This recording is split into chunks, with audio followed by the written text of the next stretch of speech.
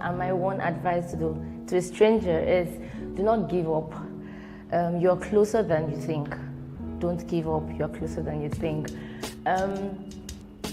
I got that word for myself, and I say it every day to myself in the mirror, because life gives you things that you don't expect.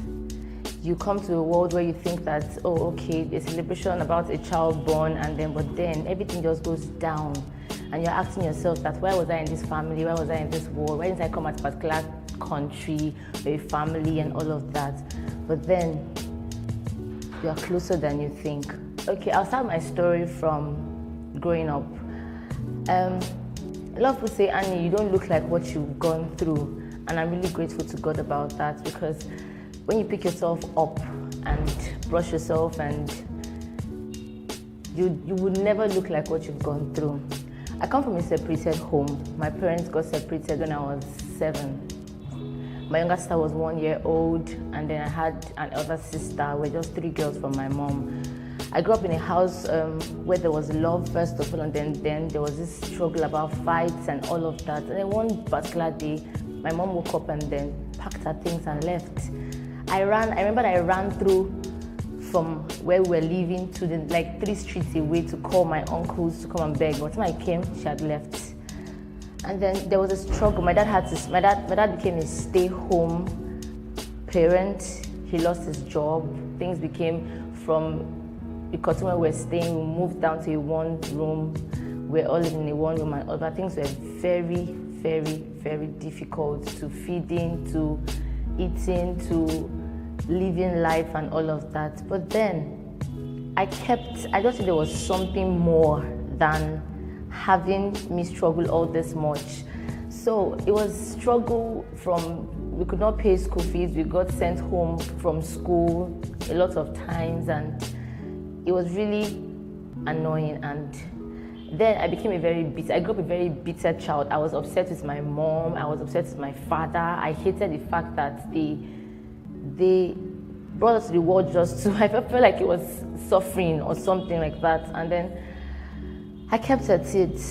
Things were difficult. I had a particular neighbor that used to, whenever her children bought her stuffs, she would give us rice in paint, beans in paint, gari in paint, just so that we can have what to eat in the house. And then, growing up, my elder sister got pregnant at 17. It was something that shattered my whole world, because I felt like my mom wasn't there to advise us on what to do and what not to do and all of that. And then it was like, oh, they are all girls. They are all girls. We're just 3 girls from my mom, so there was that word of they are all girls. What is expected? My sister ran away to where my mom used to live, and then my dad always used to be very upset with knowing that, oh, very soon you'll soon get pregnant. So there was that, everybody just kept expecting me to be next and all of that.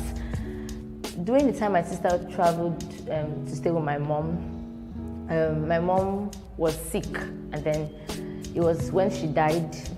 My sister gave birth a day before she died, and then it was said that she had HIV that had grown to AIDS. So my mom died of AIDS. We did not know that until the whole autopsy and all of that from the hospital found out that she had AIDS, and it really got to me that, oh, this is how she had left her life. Then I struggled and all of that. I would trek from a very far distance to get to school. I wouldn't eat all day. It was a big struggle. And a lot of times I tried to give up. I tried to take my own life. I remember one time I took a knife and I tried to kill myself, but there was this consistency of, you are closer than you think. You are closer, do not do it. And I did not kill myself. Then, I'm also very grateful for people that I had around me. Someone just come and advise me on what next to do and all of that. So my dad got married, stepmother, and then we had a boy. So I have a stepbrother too, and it felt like all the attention moved to him, and there was this, you cannot stay where we are. My younger sister left the house.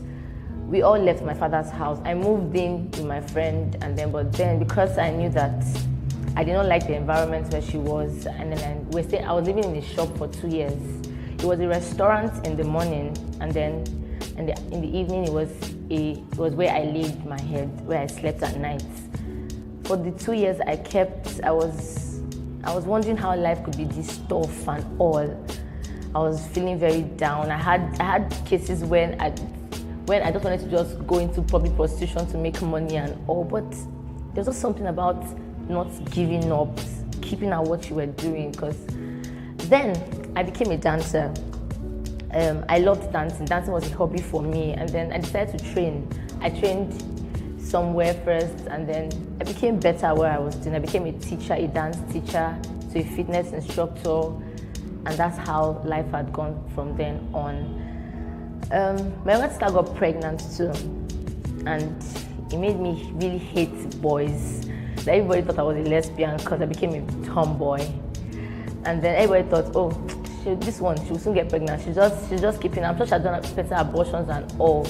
I hated boys so much that if it comes as far close to me, I was still going to run away or I'll fight with you. So if you said, hi, I like you, I love you, I'll end up slapping you or fighting with you at that point. But then I had a lot of matured minds who always told me that you don't get pregnant by a guy touching you or saying hello to you, but you should know what you want for yourself. Then I decided that I was going to go on a no sex until marriage. And I kept at that until now.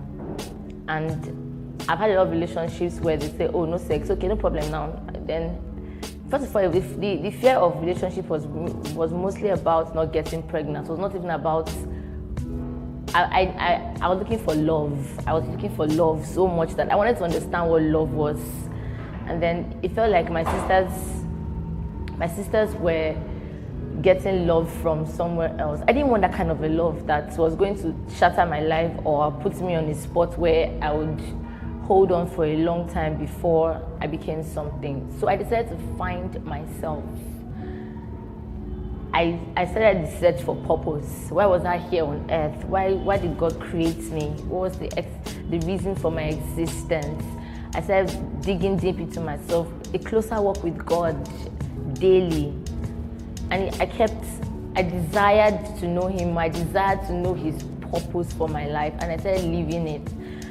I'm grateful to God for where I am right now and where He's taking me to, because I've met so many people along this journey of struggle to eat, struggle to clothe, struggle to get to a particular place, but then consistency. Be tenacious at what you're doing. Don't stop. A lot of times I'll have a class at a very far place. I would trek halfway to the place just because I had probably like 15 naira or 100 naira to get into where I was going to. But I never stopped. I just kept at it. I told myself that one day I was going to be someone and I would be better than my parents. I would inspire the world through dance, through health, through everything. And then I met a friend who told me he was HIV positive, and he reminded me of my mom. And then he said he was born with HIV and all, and then I just wanted to inspire him, to keep him going and all of that. Then I wouldn't say that I'm a prophet or all of that, but I needed to know that something kept telling me that if I was who I am right now, my mom wouldn't have died and all of that. Then I was praying for him and all. And a few days ago, he told me, "Annie, I have a testimony. Something has changed." And my whole head, I'm like, what changed? He said, my results. They said the test is showing a decrease in this and that, and really. So then I realized that, and then one word kept coming, said, you are supposed to be a change agent. You're supposed to be the light in your family. You're supposed to be everything that your sisters couldn't, and your parents couldn't. And that's how I'm here, me, and I'm here now. So what changed? Or what gave me the courage to continue? Really, dance. The gift of, I call it the gift of dance for me, because we've been given callings and giftings by God that we should use to make wealth, to connect, to fulfill purpose. And the gift of dance became mine, and writing and acting. And so I trained as a professional dancer. First of all, Dance Deal Training Foundation, owned by Bimbo Bakoma, and then at SPAN, owned by Sarah Bolos. This was the turning point for me, because it gave me an opportunity to come across a lot of people we call celebrities. And then I've had the opportunity to work with a lot of people. I've had the opportunity to be involved the CEO Awards, Access Bank CEO Awards. I've choreographed a lot of artists. I've worked with Yemi Alade, I've worked with Wizkid, I've worked with Flavor, I've worked with... It's endless. For me, it became endless. I don't see myself as high as everyone sees me, because I just see every opportunity as an opportunity. Because I ensure that when you get an opportunity, you leverage on it. You don't see an open door and you go and look for another door that is closed, really. So I've had the opportunity to be in a couple of videos. I registered my company. I started my own company. I became a business entrepreneur, a dance entrepreneur. I worked with a couple of people that I'm really grateful for. I'm also grateful for advice, really, because one advice world and people who inspire others are the reason that we can keep going. Because a lot of time you get discouraged. Discouragement is one factor that will always come in, that, and that's what leads to depression and the end suicide and all. Do not struggle alone. Do not struggle alone. When you have people around you, friends, family, ensure that you always say something, because it's one person that can lift you up, really.